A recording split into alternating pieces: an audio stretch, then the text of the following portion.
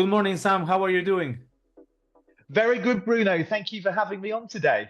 Could you provide a brief overview of the Spanish Golden Visa program and its key benefits for investors? So the idea of the Spanish Golden Visa program is really like any Golden Visa program. The idea really is by investing into a particular country, in this case, Spain, you get the rights to residency. So effectively the right to live, to work and to retire in that country. And you do that through an investment. So that really is, for a lot of people, the best entry route when they are looking to relocate to whatever country that may be. What is the current status of the Spanish Golden Visa program, particularly with the recent government announcement?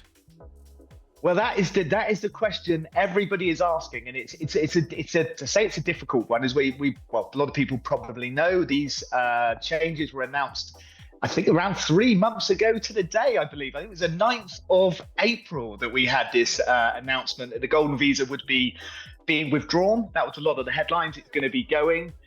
In reality, since then, we haven't heard anything. All we know is it's going to change, but we don't actually know exactly what's going to happen. And that's the key. So we've had 3 months, we've had no news. We are expecting to hear something, but it does seem to be taking longer than I thought anybody thought it would be to get to the point that we are now. But so far, as it stands at the moment, it is actually business as usual. Nothing has actually changed. All that we actually know is that something will change, but what that would be, we don't know yet. I mean, we know a few things, at least what some of the parties in the government proposed. What specific changes are being proposed to the Golden Visa program, especially regarding investment in real estate?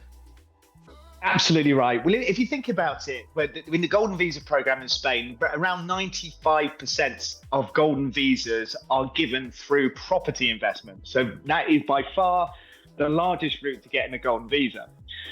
The government, rightly or wrongly, believe that the impact of this is increasing house prices in Spain. It's having an effect on the housing market. And the idea of changing the Golden Visa program would be the idea of removing real estate as an option, and that way not affecting the house price market. The problem with that is we don't really know, because we estimate, nobody knows exactly, around 0.25 to 0.5% of housing transactions are linked to a Golden Visa. So in reality, changing the real estate option, will it really have an effect? We don't know, arguably not, but we don't know. And I think this is the issue now, that obviously the government have got to step back, they've got to review what they're going to do. And we don't know, because it could be that they remove a certain element of real estate. It's going to be real estate. Real estate is the only thing they're concentrating on. But it could be, for example, that they remove residential and allow people to invest in commercial. It could be that they allow you to invest in certain areas, not into other areas. And what you've got to bear in mind is, since 2013, when the Spanish Golden Visa program was introduced, it's not changed at all. It's been exactly the same for that 11 years. Whilst if you looked at schemes such as Portugal and Greece, their Golden Visa programs changed a number of times over the years that they were in, before eventually, for example, in Portugal's case, being removed, real estate being removed. It changed a number of times. So this could just be a small change that comes in, or it could be that we remove it completely, remove real estate completely.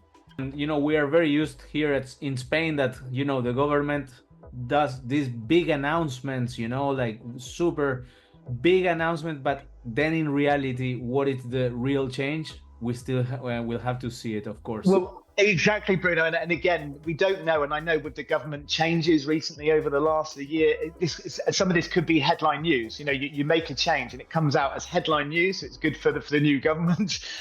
But then they kind of step back and think, well, actually, what we're going to do, and it might be more of a minor change. So yes, it was a big announcement followed by very eerie silence for the next 3 months. So yeah, it'd be very interesting to hear what is actually going to change. But it is important to note that nothing as it stands at the moment has actually changed. It's all exactly the same as it was. And looking a little bit to the future, what is the timeline for these proposed changes to be implemented, and what steps are involved in the legislative process?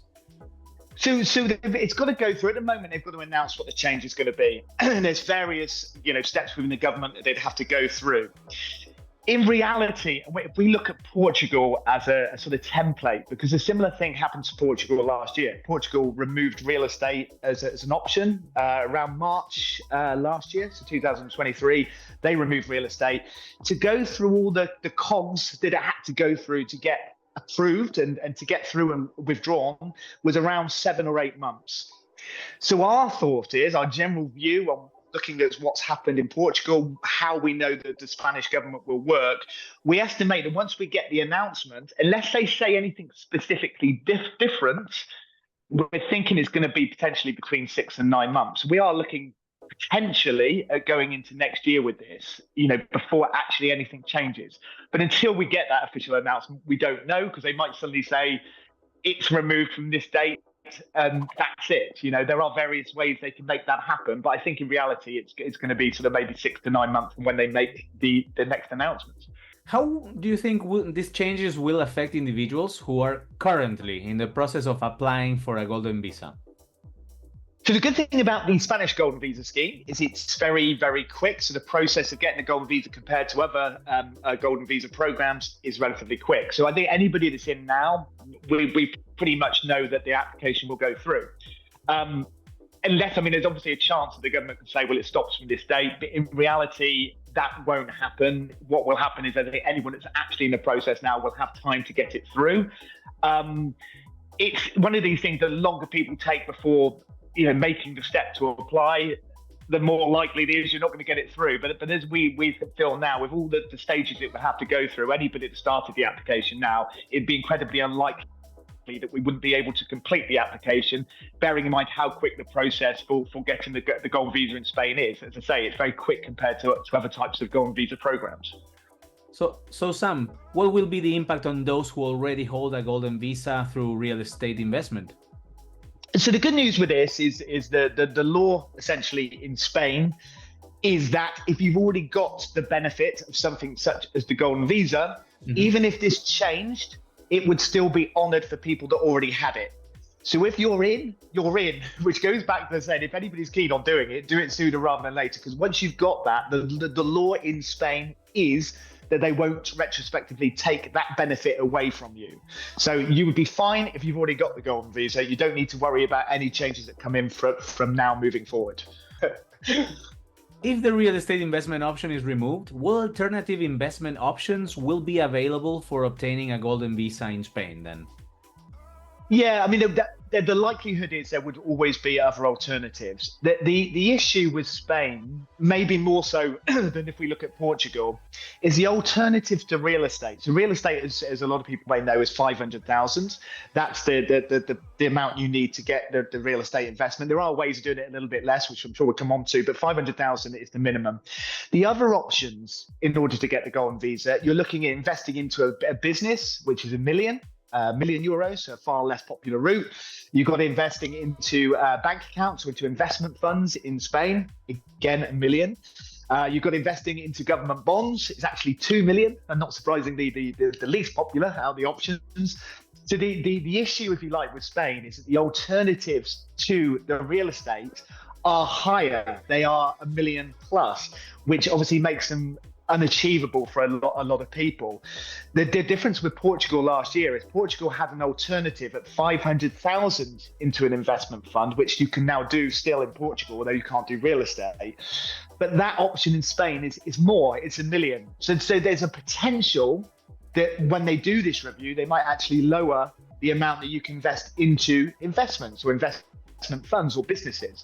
So that could change. But as it is at the moment, you need $1 million plus to do anything outside of the real estate option within the golden visa. Well, there are so many things that can change in the following months. I think it is very important to stay updated, be informed. And well, Sam, you are offering webinars every month. So I will be sharing here the link so that people can register for the following webinar. What is the minimum you can do the golden visa for? The minimum, the rules of the golden visa program in Spain is that you need a minimum of 500,000. There are other ways that you can do it for less. So we have an option where you can actually do it for as little as 350,000. You've got to bear in mind that the minimum investment is still 500,000. But the way we can do this is by doing options of, for example, having rental income paid up front. So you can look at, for example, commercial opportunities. You can have rental income paid up front on these, and that can actually give you the 500,000. So instead of you having to put the 500,000 in, you can put as little as 350,000 in and have 150,000 up front. And there's a number of different options you have with this, and the reason that's there, certainly from our point of view, we did that is it's a way of giving people a lower entry point. Again, going back last year, Portugal, you could do for as little as 280,000. So that became very, very popular. So companies such as ourselves thought, well, there's any way we can help people do it for less money in Spain. And using a similar sort of idea that we've used in Portugal before, we can do it by having rental income paid up front. Your asset's still worth 500,000, but you've been paid up front rental income on that. So if that appeals to anybody, we're more than happy to sort of chat through how that works. But it certainly gives people a lower entry point. But as I say, the actual official amount you need is 500,000, and that's what gets you the golden visa.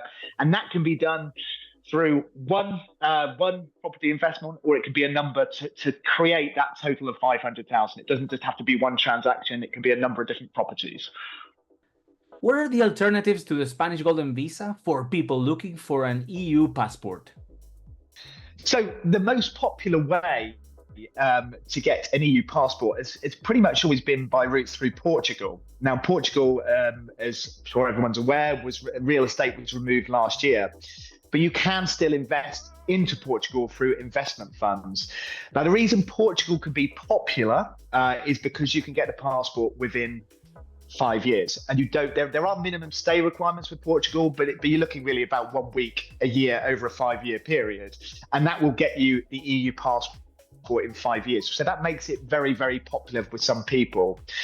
With Portugal, there's not the option of property anymore, as we said before, but there are investment funds. Investment funds themselves cannot invest into property. It gets very complicated with this. They have to be qualifying investment funds, but an investment fund can invest into a company that invests into property. So there are ways to do it within Portugal that can involve property. They're quite complex. Again, this is something we can help anybody who needs help with. But the benefit to Portugal over a lot of countries is the EU passport in 5 years. And I think a lot of people think that has changed because of what happened last year, but it is still very much available for 500,000. In fact, you could do it for less than 500,000, again, similar to what we were talking about with property in Spain, by having interest paid up front. So there's lots of imaginative ways you can do Portugal as well. But for people looking for an alternative to Spain, I think Portugal would always be the one that they would look at for your EU citizenship, because you can get that within the 5-year period. Yes, definitely. Portugal has a very fast way to obtain their citizenship, but also Spain has agreements with Ibero-American countries, Philippines, Portugal itself, Andorra, all these countries. For people who are holders of these passports, and specifically Spainguru viewers, usually from the US, who are also Mexican, who are from Puerto Rico, Cuban, etc. After 2 years of legal residence, you can apply for the Spanish citizenship. So the Golden Visa in Spain could all actually be faster than Portugal in order to obtain, let's say, EU passport, such as the Spanish one. We're absolutely right. I mean, we try to sort of tell any clients and people that we're speaking to, if you are an ex-Spanish colony passport holder, and there are quite a lot of countries that covers, to get the passport in 2 years is fantastic. Yes, you have to spend out that 2 years. You have to spend over 6 months of each year in Spain. So you essentially have to become tax resident, as you'd know. But to get the Spanish passport, which is one of the second strongest passports in the world, within 2 years, it's a pretty good way of getting EU citizenship. And you're absolutely right, that would beat the Portugal scheme by 3 years. So anybody that has that, it's definitely worth considering the option, and sooner rather than later if you're looking at real estate. What are the advantages of the Spanish Golden Visa compared to similar programs in other countries?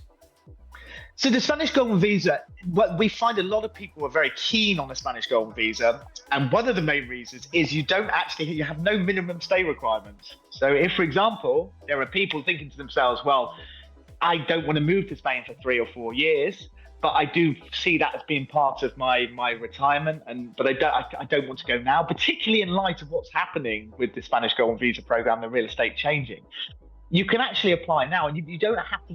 They don't have to spend any minimum time in Spain. You can not come over here, rather than you have to do biometrics as part of the process, and a couple of other things would be part of the actual process. But once you've got the golden visa, there's no minimum stay requirements for Spain, which makes it really, really unusual compared to other programs.